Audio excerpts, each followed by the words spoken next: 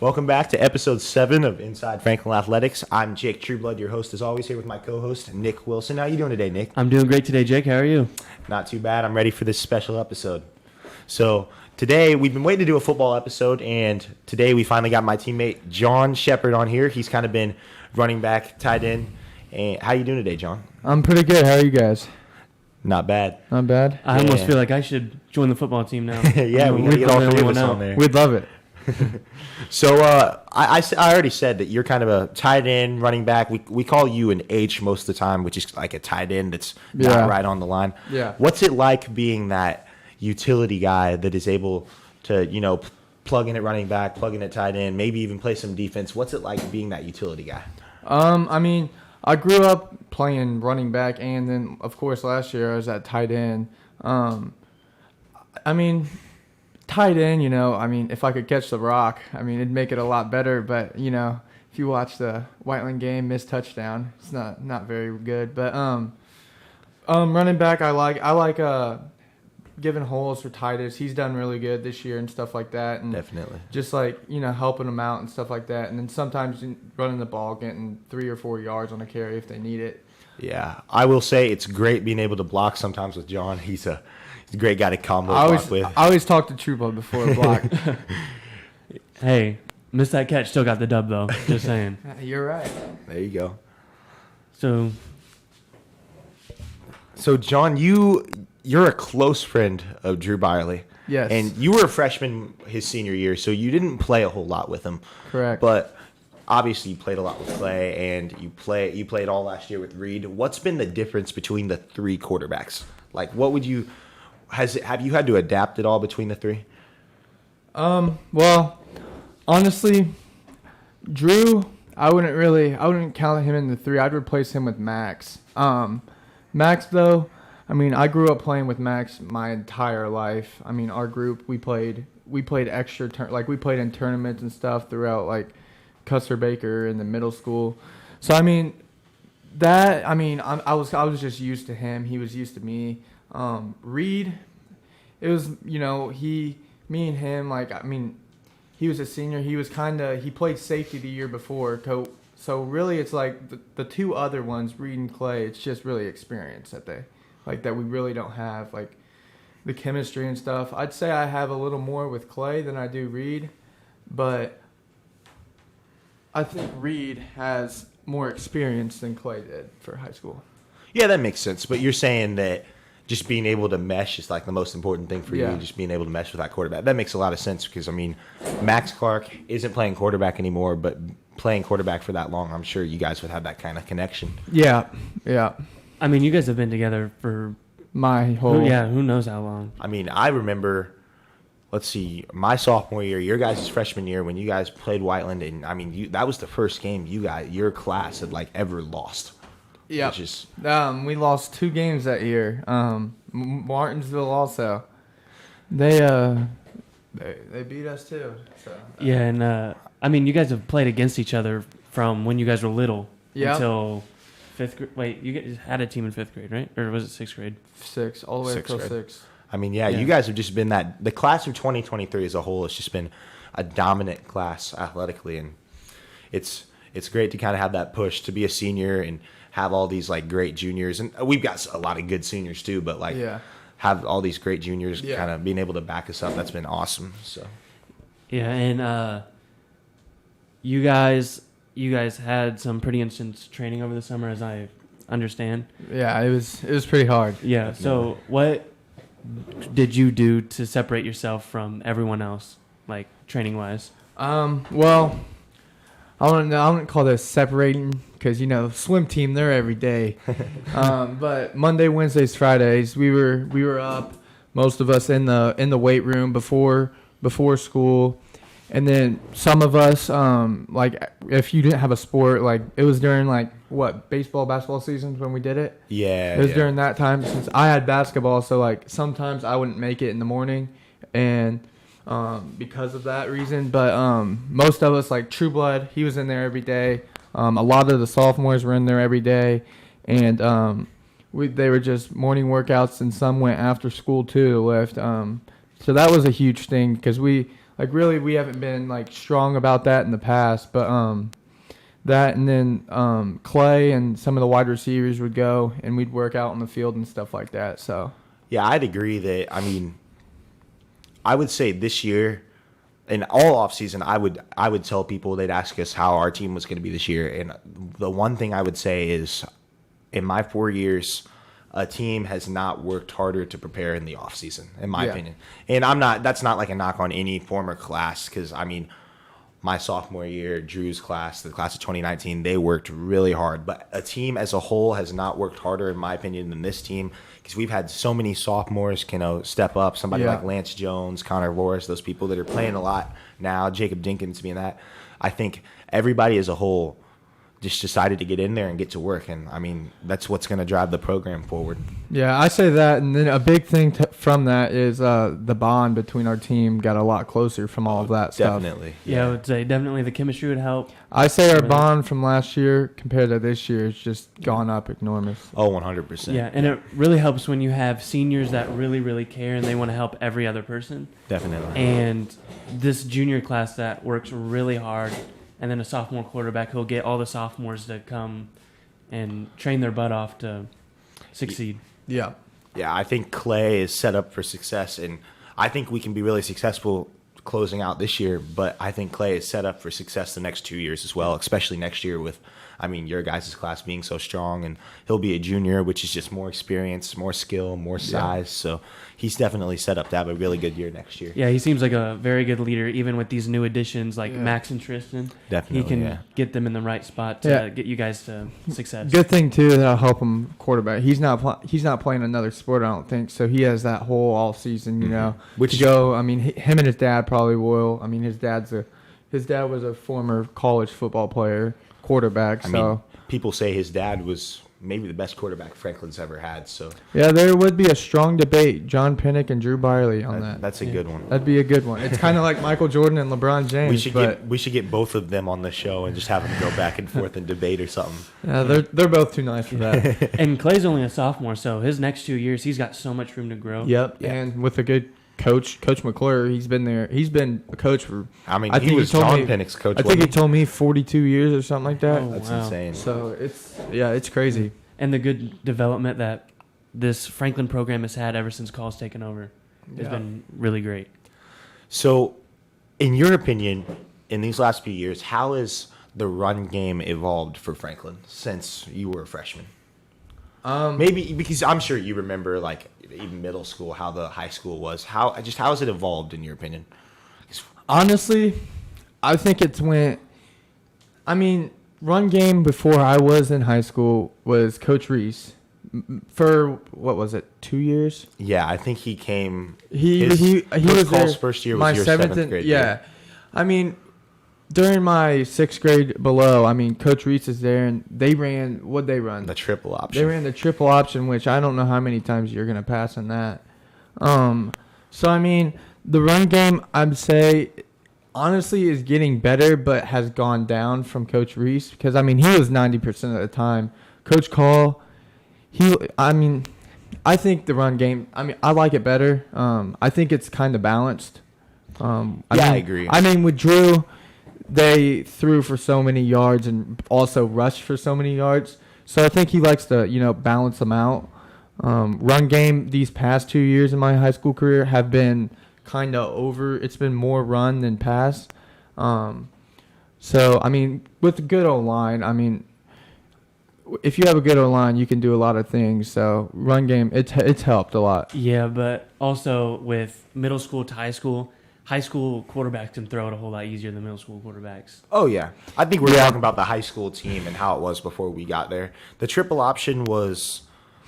Also, though, to what you said, high school defenses are harder to read, way harder to read than middle school defenses. Yeah, that is completely 100%. True. Yeah, and so as this season winds down and you guys are starting to get into sectionals, who are you really hoping that you could draw? As a competitive aspect. Well, I'll be on. I mean, this might be more of a question for you, but I'll kind of just play it out on the table and you can piggyback off of me. We beat Whiteland. And I'm not saying if we play them again, we're just going to beat them, because we just have to go out there with as much focus as we did the first time, and it's just going to be another game, just like anything else. But obviously, we've shown that we can beat Whiteland. Columbus East is a team that's in our sectional now that Whiteland beat. We've shown that we can beat any team. I'm not going to say off that Whiteland game base that we can beat any team in this sectional. Yeah. But I think we are capable. I think we're capable to beat Whiteland again if we play how we did. I think we're capable to beat New Pal, because last year we gave them a game. We were up 28 to, what was it, 3? Something like that. And Columbus East, we can beat them too. So honestly, if you want my honest opinion, do I want to draw Whiteland first? No, because that's just a rivalry. They're still a really good team, and if you wanted I would like if I had to pick right now, I would pick Columbus East. In my opinion, I think we can go out there and beat anybody in our sectional, but I think we have the chance to lose any game in our sectional. So yeah, that's very true. Yeah, in my Anything can opinion, happen. yeah, it really depends how much we'd want that game. Yeah. Well, some people know, was it 3 years ago? New Pal was 2019 New Pal was really good. Yeah, one of the best teams in state. really good. Last year they weren't as good. How are they compared to last year? Now? I'd say they lost a few studs from last year. They lost a wide receiver and a tight end, and I think their quarterback too. So I'd say New Pal has slowly regressed, but still a very good football program. Well, of course. If you look at those dudes' numbers, they're picking up 345 on bench press. Yeah, they're crazy strong, and they have a good program overall. You got to think though, this is a 3A school size. This isn't. Yeah. The only reason they're in 5A is because of how dominant they were in 3, and then 4A after they moved up from 3A. So it's interesting to see now, because they're going from having these dominating classes to now it's leveling out, and it's just like any class. You have to just keep going. You have to keep pushing harder in the off season, or you're just gonna fall to the bottom. And the outside linebacker Max Hook from the New Pal Drew's senior year, he started, I think, against Notre Dame. He's on Toledo. Is he really? Yep. I did not know that. yeah, and with New Pal, it kind of, I think the slowly declining, I think that really started with Spiegel leaving. Yeah. He was a big piece. That dude, he was good. He's a fullback, I think, now at IU. But they had so many studs. They had that D end. Not King. King was from... Yeah, Kyle King. They had Kyle King D end. Yeah, you're right. He's playing at Michigan State. Spiegel's playing at IU. Max Hook's playing at Toledo. They had a wide receiver that's going to maybe the Air Force or something like that, and they have a tight end that's going somewhere. They were a powerhouse that year. Definitely. So yeah. That small of a school, it's impressive to see that many D1 athletes. Oh yeah. And correct me if I'm wrong, but Seymour dropped out too. Yep, we replaced them with Columbus East. Yeah. Yeah. So yeah, anything can happen. Any team's beatable. Oh, 100%. This should be a very competitive sectional. Yeah, very true. Any team can win our sectional. Yep. So shifting focus, John, let's talk more about you now. All right. Now, obviously, you started right out the gate as a sophomore. Did you ever have a moment where it was like, all right, this is high school football? Did anybody give you a hard hit or something like that? Did you ever have a moment like that? Yeah, Mooresville. Actually, that's ironic. Mooresville coming up. So I was doing this. You know that big dude, Zach Richardson from last year. I do, yeah. So I was running an ice call, and I ran in, and For those of you who don't know, ice is a concept where it's a run play for us, and so I was going to block, and I don't know what I did, but I don't know if I lowered my head or just got hit so hard, but I low-key just closed. I fell on my back and just closed my eyes, got up, and I forgot what happened. And that was just a holy crap. I was just oh my, I was like, that dude legit just leveled me. I was like, that was bad. That was probably the worst I've ever been hit in my life. Fair enough. So, do you have a favorite game you played in your last 2 years? Mooresville. Mooresville last year? Mooresville. I mean, that was probably my best game. So. We were able to dominate on offense. We just. Yeah, by far though. It was a shootout. By far my favorite high school game so far. Oh, that game was great from the student section. I remember that. Wasn't the score like 30-39? Yeah. But my favorite game in high school football so far is this year against Whiteland. Absolutely, I just the win felt so good after that. I mean, awesome. Number one, it was our first win of the year. Number two, our fans were just absolutely crazy, and just that game to win was a big booster to our team. So, I mean, it was probably my favorite game. Yeah, because everybody wants to beat their rival. Yeah. That had to have just felt so good. It was a great feeling. Yeah, we just I wish we need to be able to take what we brought into that game and our team do that needs, every week. Our team needs to realize that they need to play like it's Whiteland week every single week. Exactly. The energy that we had against Whiteland was energy I have not seen our team have all year. Yeah, it was just different. Yeah, kind of just like the Colts said, 1-0 every week. Definitely. Even though they're 0-2. Our motto is one play at a time. So it's kind of like that, but it's just give everything you have every single play and then worry about the next one after that play. Yep. That's great. So, John, what are your plans after high school? Plans after high school, Jake. That was a serious question there, Trueblood. I mean, of course, I want to go play football somewhere. School, too. I mean, football is important for me in college, but school's the most important thing for me. So I want to go play. I want to play sports, but I also want to go to a college that I'm not going to just for sports. Mm-hmm. I want to go to one where I enjoy. Do I know yet? No, I have honestly no idea. You have no idea where I want to go yet. I have ideas, but I don't know where I'm certainly going to go.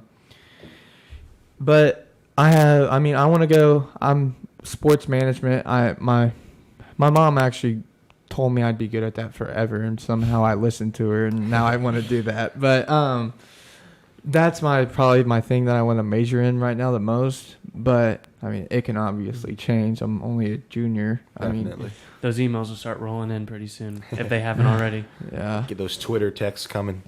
I'm sure he's got some already. So this week's Mooresville week, what are you doing to prepare that would be different for any other week considering it's homecoming week?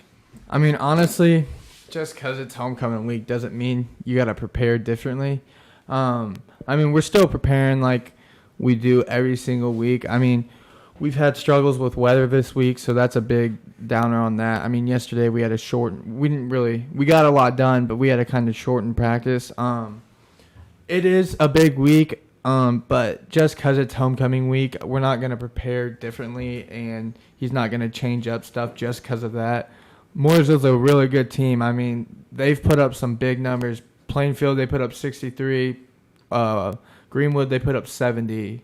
They have a really good team. I mean, they've got their own Drew Byerly, kind of. Nick Patterson he's almost, I think, a 3-star now. Yeah, he's a good quarterback. He's a stud, and they're a really good offense, really good. They're just an overall really good team with a good coach. So I mean, we're gonna have to come out playing good, not make many errors, everyone do their job, and just take it from there. Yeah, Yep. I mean, we can't think about homecoming and like all that stuff until after this game's over. That's an afterthought for us right now. Homecoming starts after the game. Yeah. Win the game Friday, party Saturday. Yeah. There you go. I mean, for you guys, homecoming game. I hope you guys enjoy. I mean, the student section and stuff. You guys have you guys have a great time, but for us, it's just a game. Yeah. All right. Well, I think we're at a pretty good time frame right now. I'd say this episode's probably about 23, 24 minutes long. So I think we're at a good stopping point. Do you have any shout outs or anything that you want to talk about? Not really. Trying to think if I should shout out Reese Byerly. Reese Byerly. Reese. The man, the myth, the legend. Big O lineman. Baby. Well, that's all for this episode of Inside Franklin Athletics. I hope you enjoyed this special episode. We will see you again on Thursday, September 30th with Lauren Clem of the cross country team. So thank you. Don't forget to like and subscribe and go to the homecoming game. You better go. Yeah. We'll see you then.